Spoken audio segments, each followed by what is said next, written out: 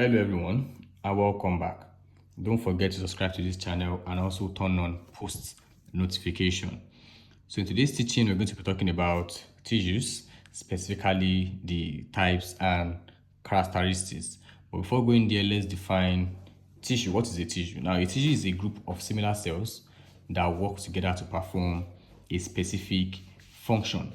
Now, these cells are usually similar in structure, definitely, and they are surrounded by extracellular matrix, which helps in supporting and binding them together.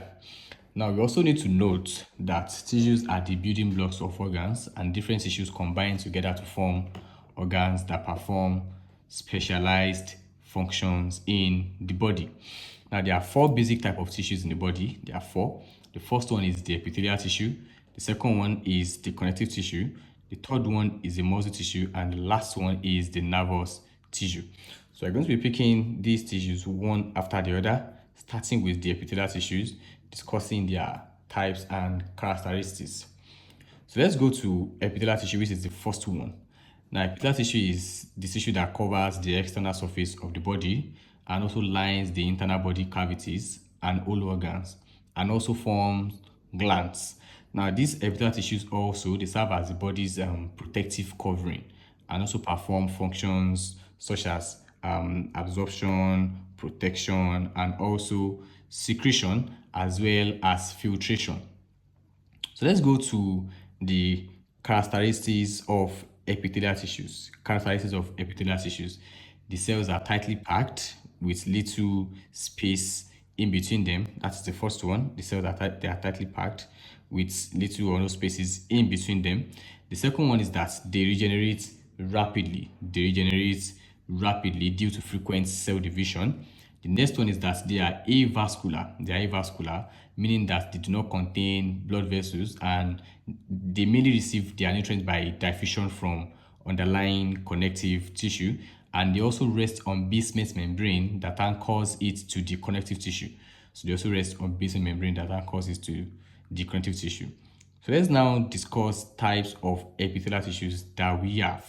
So the first one that we're talking about here is the simple epithelium. The first one is simple epithelium.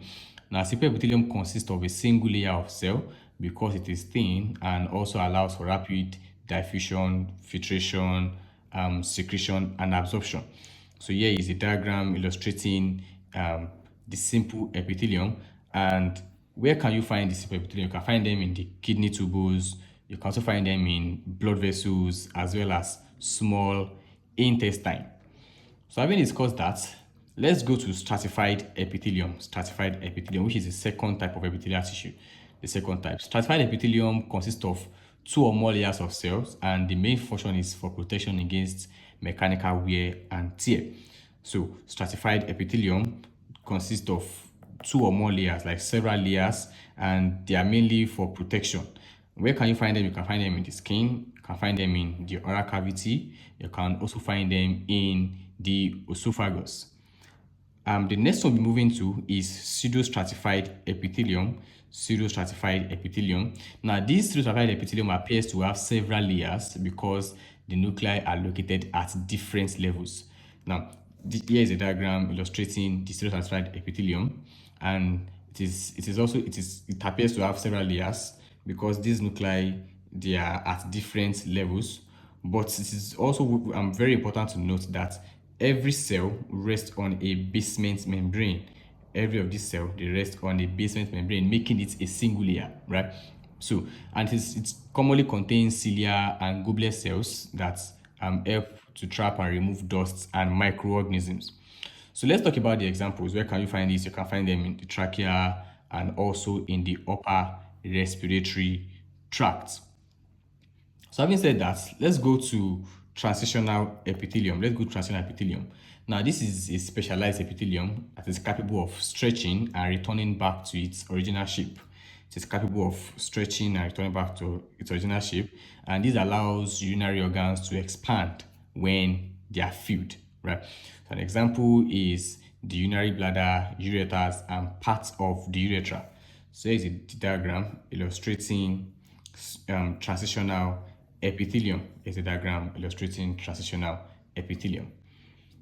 So let's now go to connective tissues.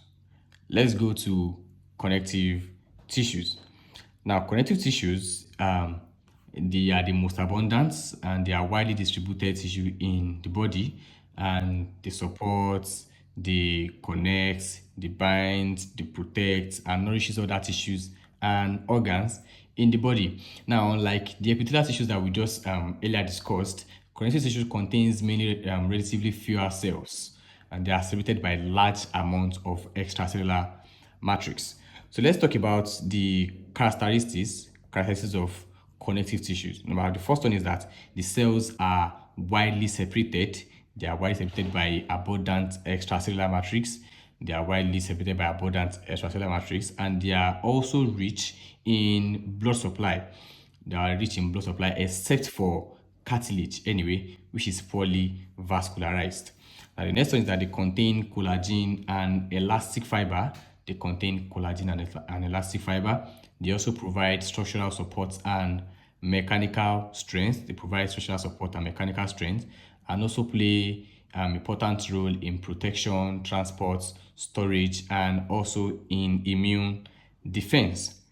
So let's go to the function of connective tissue. What are their functions? They help in supporting organs. They also help in protecting delicate structures, helps in transportation of substances, helps in storing energy, assisting in tissue repair, in defense against infection. So let's now go to the types of connective tissue one after the other and discuss them. Now, we have the first one here, which is a loose connective tissue.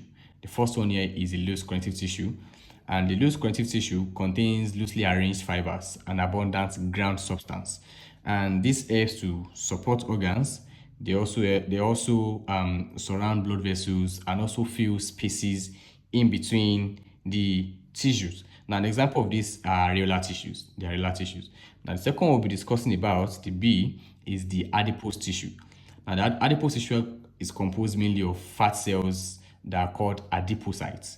So, adipose tissue they are composed mainly of fat cells that are called adipocytes, and they store energy. They also help in insulating the body against heat loss and cushions internal organs against mechanical injury. So let's go to the next one, which is a dense connective tissue, the dense connective tissue. Now, this dense connective tissue connects large amounts of collagen fibers that are arranged closely together, making it very strong and resistant to stretching. They have strong collagen fibers, and like it makes them very strong and resistant to stretching. An example is the tendon. Tendons connect muscle to bones, and ligaments connect bones to bones. So let's now go to the next one, which is cartilage. Cartilage is another example of connective tissue. Cartilage. Now, cartilage is a firm, it is a firm but flexible connective tissue that provides support while also allowing movement. So it contains what we call chondrocytes. It contains what we call chondrocytes. An example of that is hyaline cartilage. We also have elastic cartilage and also fibrocartilage. The next type of connective tissue that we'll be discussing is bone. Now, bone is a rigid connective tissue with a heavily mineralized matrix containing calcium and phosphate salts. Now, bones itself, they provide support, they protect organs, stores minerals, serve as sites for blood cell formation in the bone marrow. So let's go to the next connective tissue, which is blood. Now, blood is a specialized liquid that contains red blood cells, white blood cells, and also platelets. Now, what are the functions of blood? What are the functions? They help in transportation of oxygen, nutrients, and hormones. They also help in removal of metabolic waste. They are involved in blood clotting and also in immune defense. So, having discussed that, let's now go to the nervous tissue. Let's go to the nervous tissue. Here, let's do nervous tissue. Now, nervous tissue are specialized for communication and coordination. nervous tissue are specialized for communication and coordination, and they detect stimuli, they process information and transmit electrical impulses throughout the body. So we have the components of the nervous tissue, that the neurons and neuroglia. Neurons and neuroglia. What are neurons? Neurons are functional cells of the nervous tissue. They receive impulses, process and transmit them from one part of the body to the other. Let's consider this diagram. They receive the nerve impulse through the dendrites, pass them, transmit, it receives, process, transmits them along this, and transmits the signals into the next neuron or to the target organs. So also neuroglia is another type of nervous tissue, and they're also called glial cells. They support, nourish, protect, and also insulate neurons, and they also maintain the environment necessary for proper nerve function. So let's talk about the characteristics of nervous tissue. The first one is that they are highly excitable and responsive to stimuli.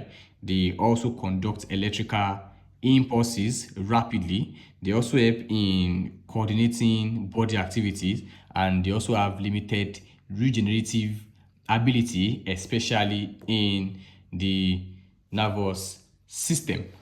So, having discussed that, let's now move straight to muscles. Now, a muscle tissue is specialized for contraction, for enabling, and it also enables movements in the body and internal organs. So it's specialized for contraction, and it also helps in maintaining posture, stabilizes joints, and also generates heat when necessary. So what are the characteristics of muscle tissue? They are composed of elongated muscle fibers, right, cells, and they are highly contractile due to the presence of the actin and myosin filaments. Then also they are well supplied with blood vessels. So I have a table here and differentiates the different types of tissue. We have the skeletal muscle, we have the cardiac muscle, I have the smooth muscle. So the different types of muscles are the skeletal muscle, the cardiac muscle, and the smooth muscles. So we have characteristics here, we have where they can be found, and the function. So for characteristics, skeletal muscles, they are long, they are cylindrical, they are striated, they are multinucleated, and they are voluntary muscle fibers. So that means they are under normal voluntary control anyway, and they also contract rapidly, but also gets fatigued easily. So the next one we're going to be discussing is the cardiac muscle. The cardiac muscle is short under characteristics. It is short, it is branched, it is striated, it is usually single nucleated, it is involuntary, and the cells are joined together by intercalated disc. Now, moving on to smooth muscle, the characteristic is that it is spindle shaped, it is non-striated, it has single nucleus, and it is involuntary. So where can they be found? Skeletal muscles can be found in the limbs. They are attached to the bones by tendons. That means the muscles of the arms. Where can cardiac muscles be found? They can be found in the walls of the heart. That is the myocardium. And for smooth muscles, they are found in hollow organs such as stomach, intestine, and blood vessels. So let's talk about the function. Skeletal muscles, they produce voluntary body movements. They also help in maintaining posture and also in stabilizing joints and also in generating heat. While cardiac muscle, they are responsible for pumping blood throughout the body, while smooth muscles, they move substance throughout all organs, e.g. food and other very vital substance in the body. I hope that with this, you understand the tissues of the body, their types and characteristics. So if you have any question, please drop them in the comment section. Thank you so much and see you in our next class.